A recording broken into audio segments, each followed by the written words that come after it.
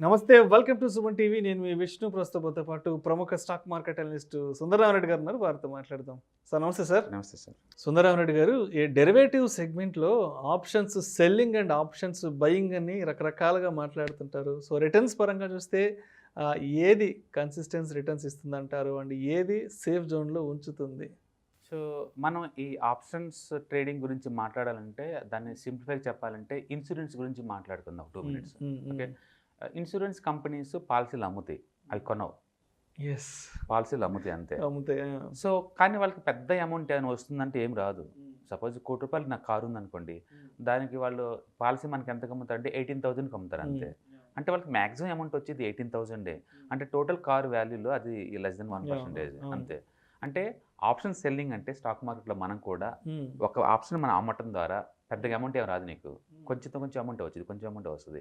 Like insurance company వాళ్ళు కనుక too much risk తీసుకొని తక్కువ ప్రీమియం ఎలా కలెక్ట్ చేసుకుంటారో అట్లా ఓకే. ఇన్సూరెన్స్ కంపెనీకి మ్యాక్సిమం బెనిఫిట్ నేను ఇచ్చే 18,000 తప్ప ఇంకేం ఉండదు, అంతే కదా, రైట్. ఇప్పుడు ఇన్సూరెన్స్ బయర్ పాయింట్ ఆఫ్లో చూద్దాము.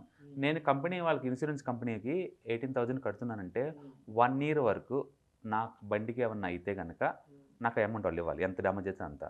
ఏం కాలేదనుకోండి నీ అమౌంట్ వదిలేయాలి అంతే, ఇంకా నాకు ఈ అమౌంట్ రాదు. ఇద్దరి మధ్య డీల్ ఎంత, ఇది 1 year టైం ఉంటుంది. 1 year తర్వాత ఎక్స్పైర్ అయిపోద్ది. తర్వాత నా కార్కి ఏదైనా అతనికి సంబంధం లేదు. సో దీన్నే మనం ఆప్షన్ మార్కెట్లో తీసుకొచ్చామనుకోండి, దాన్ని పుట్ ఆప్షన్ అంటారు. పుట్ ఆప్షన్, దాన్ని సింపుల్గా పుట్ ఆప్షన్ అంటారు. అంటే ఒక రిలయన్స్ స్టాక్ పడిద్దని నాకు భయం అనిపించింది అనుకోండి, నా దగ్గర స్టాక్స్ ఉన్నాయి, పడుతుందేమో డౌట్ ఉంది నాకు, ఎందుకంటే రిజల్ట్స్ బాగాలేదనో లేకపోతే ఏదైనా ఇంటర్నేషనల్ బ్యాడ్ న్యూస్ ఏదైనా ఉంది అనుకోని, అప్పుడు అంటే ఏంటంటే ఎవరైనా అమ్మే వాళ్ళు ఉంటే వాళ్ళ దగ్గర నుంచి నేను పుట్ ఆప్షన్ కొంటాను, అంటే ఇన్సూరెన్స్ కొంటున్నాను నేను. ఇప్పుడు నా రిలయన్స్ కనుక పడిపోయింది అనుకోండి, ఈక్విటీ మార్కెట్ నేను లాస్ అవుతాను, కానీ ఇక్కడ నాకు మనీ వస్తుంది, ఎందుకంటే ఇన్సూరెన్స్ తీసుకున్నా కదా. సో ఈ వచ్చిన అమౌంట్ తోటి నాకు ఎంత కొంత లాస్ నేను కవర్ చేసుకోవచ్చు. అట్లా స్టాక్ మార్కెట్లో పుట్ ఆప్షన్, కాల్ ఆప్షన్ 2 ఉంటాయి. సో రియల్ టైంలో ఏదైతే మన కార్ ఇన్సూరెన్స్ ఏదైతే ఉందో దాన్ని స్టాక్ మార్కెట్లో మనం పుట్ ఆప్షన్స్ అంటాం. సో ఇన్సూరెన్స్ కంపెనీలు కనుక ఎలా పాలసీలు అమ్ముతున్నాయో, ఇక్కడ ఆప్షన్ అమ్మే వాళ్ళని ఆప్షన్ సెల్లర్స్ లేదా ఆప్షన్ రైటర్స్ అంటారు. రైట్. అక్కడ ఇన్సూరెన్స్ పాలసీని కొనే వాళ్ళని ఈ మార్కెట్లో మనం ఆప్షన్ బయ్యర్స్ అంటాం.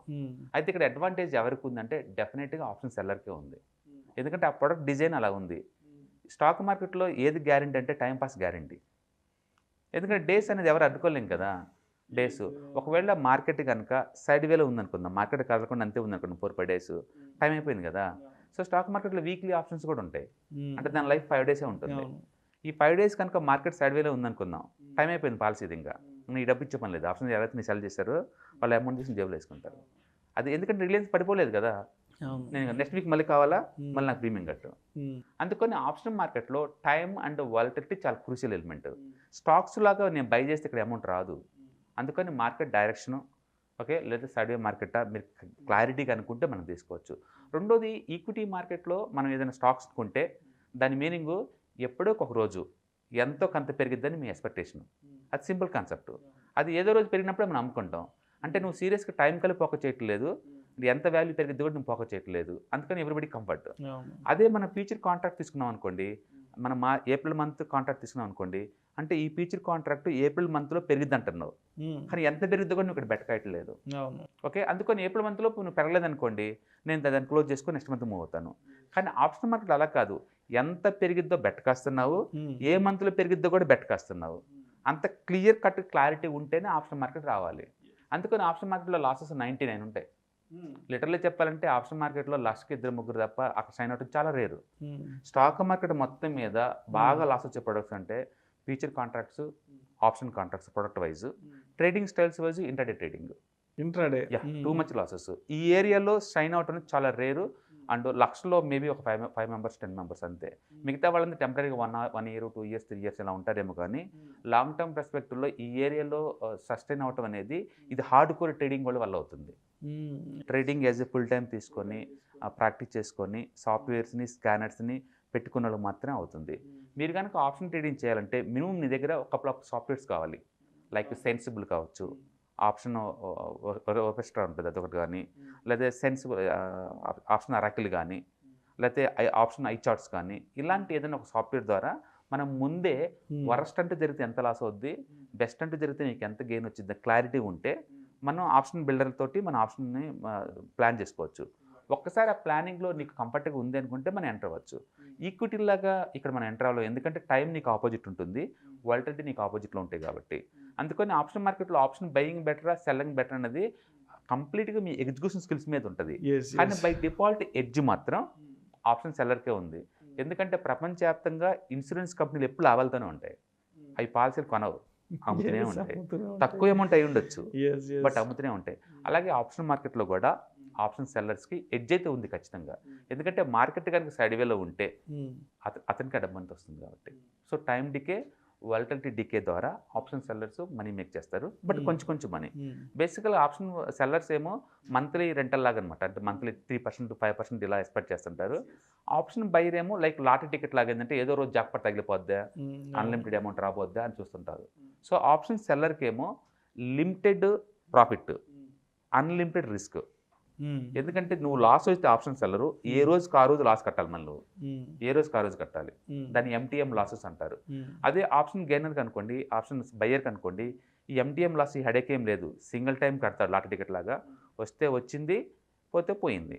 అంటే లాటరీ టికెట్ మైండ్ సెట్ ఉంటుంది ఆప్షన్ బయ్యర్ది. అయితే ఇక్కడ ఆప్షన్ సెల్ చేయాలంటే మాత్రం కొంచెం హ్యూజ్ క్యాపిటల్ అవుతుంది. అంటే వితౌట్ ఇన్సూరెన్స్ అయితే నువ్వు 1 lakh ఎక్స్చేంజ్ డిపాజిట్ చేయాల్సి ఉంటుంది. అదే ఆప్షన్ బయింగ్ అనుకోండి 2000 3000 కూడా నేను ఎంటర్ అవ్వచ్చు. కానీ ఆప్షన్ బయర్ మనీ మీకు చేయడం చాలా రేర్, రెగ్యులర్ కుదిరే పని, చాలా అంత ఈజీ కాదు. మీరు స్కాల్పర్ కనుక అయితే ఇంటర్డే ట్రేడింగ్లో చార్ట్ ముందు పెట్టుకొని స్కాల్ప్ చేసుకోవచ్చు. కానీ but end of the day ఇది ఎగ్జిక్యూషన్ స్కిల్ డజంట్ మ్యాటర్. నీకు ఎంత ఎగ్జిక్యూషన్ స్కిల్స్ ఉంది అన్నదాన్ని పెట్టేసి ఆప్షన్ బయరా ఆప్షన్ సెల్లరా అనేది స్కిల్ని బట్టి ఉంటుంది. ఆప్షన్ సెల్లర్స్ మనీ మేక్ చేసే వాళ్ళు ఉన్నారు, ఆప్షన్ బయర్గా కూడా మనీ మేక్ చేసే వాళ్ళు ఉన్నారు. But believe me compare to equity market ఫీచర్స్తో పోల్చుకుంటే options highly danger, highly execution skills ఉండాలి, నిరంతరం డైనమిక్గా ఉండే వాళ్ళకి ఇది పాసిబుల్. అండ్ దయచేసి మీకు ఎక్స్పీరియన్స్ తెచ్చుకుంటే తప్ప స్ట్రైట్గా గుడిగా ఈ ఆప్షన్ మార్కెట్లో ఎంటర్ అవ్వకండి. ఎందుకంటే ఈ మార్కెట్లో 30-40% పర్ డే రావటం పోవటం అనేది మామూలు విషయం. ఓకే, ఒకరోజు వచ్చిందనో 2 రోజు వచ్చిందని హ్యూజ్ రిస్క్ తీసుకోమాకండి. నేను చూసినట్లు హ్యూజ్ లాసెస్ వచ్చి ఎక్కువ మంది నా దగ్గరకు వచ్చే కాల్స్లో మాత్రం ఆప్షన్ బయర్సే ఉంటారు. వాళ్ళకి తెలియదు ఇది యాక్చువల్ ఎక్స్పైర్ అవుతున్న విషయం కూడా వాళ్ళకి తెలియదు. ఎక్కువ లాసెస్ చూసిన వాళ్ళంటే బయర్స్ ఎక్కువ ఉంటారు. రైట్. ఓకే, సో ఈ ఎంటైర్ స్టాక్ మార్కెట్లో ఏంటంటే ప్రతి ఒక్కదానికి ఒక ఎడ్జ్ ఉంటుంది. సపోజ్ నా దగ్గర చాలా అమౌంట్ ఉందనుకోండి, సపోజ్ నేను రోజుకి ఒక స్టాక్ రిలయన్స్ కొనే కెపాసిటీ నాకు ఉందనుకోండి, నేను లాస్ అయ్యే ఛాన్సే లేదు. ఎందుకు నేను రోజుకో స్టాక్ కొంటా ఉంటాను. ఒక 1 year అలా కొన్నాను అనుకోండి, Reliance end of the month hero పైకి పోవాల్సిందే కదా, ఆ టైంలో అన్ని స్టాక్స్ ఒకేసారి అమ్ముతాను. అంటే స్టాక్ మార్కెట్ నాలెడ్జ్ లేకపోయినా I can make the money from the stock market. అట్లా తీసుకోవచ్చు. లేదా నాకు ఎక్స్పీరియన్స్ ఉంది, ఈ ప్రోడక్ట్ని ఎలా డీల్ చేయాలో, చార్ట్స్ ఏదైనా బ్రేక్అవుట్ అయినప్పుడు నేను ఎంటర్ అయ్యి కొంచెం మూవ్ బాగానే క్లోజ్ చేసుకుంటా. అలా నాలెడ్జ్ ఉన్నా మీరు మనీ మేక్ చేసుకోవచ్చు. అలాగే ఎక్స్పీరియన్స్ ఉన్నా మనీ మేక్ చేసుకోవచ్చు. బేసికల్లీ మీకు మనీ, నాలెడ్జ్, ఎక్స్పీరియన్స్ ఉందంటే ఆ 3 డెడ్లీ కాంబినేషన్. ఆ 3 ఉన్నోళ్ళు మనీ మేక్ ఛాన్స్ ఎక్కువ ఉంటుంది. మిగతా వాటితో లాగానే ఇక్కడ కూడా ఈ ఆటుపోట్లు ఇవన్నీ మామూలు విషయమే. కానీ బిలీవ్ మీ విష్ణు గారు, మిగతా బిజినెస్తో పోల్చుకుంటే ఈ stock market business wonderful business. ఎందుకంటే మనం డమ్మీ ట్రేడింగ్ చేసుకోవచ్చు, పైసా ఖర్చు పెట్టకుండా, రూపాయి పోగొట్టుకోకుండా. 1 or 2 years 3 years 5 years నీకు ఇష్టం, ఎంతకాలం అంతకాలం గ్రిప్ వచ్చేంత వరకు డమ్మీ ట్రేడింగ్ చేసుకొని మీకు కమాండ్ వచ్చిన తర్వాతనే తక్కువ క్యాపిటల్తో బిగిన్ చేసుకోవచ్చు.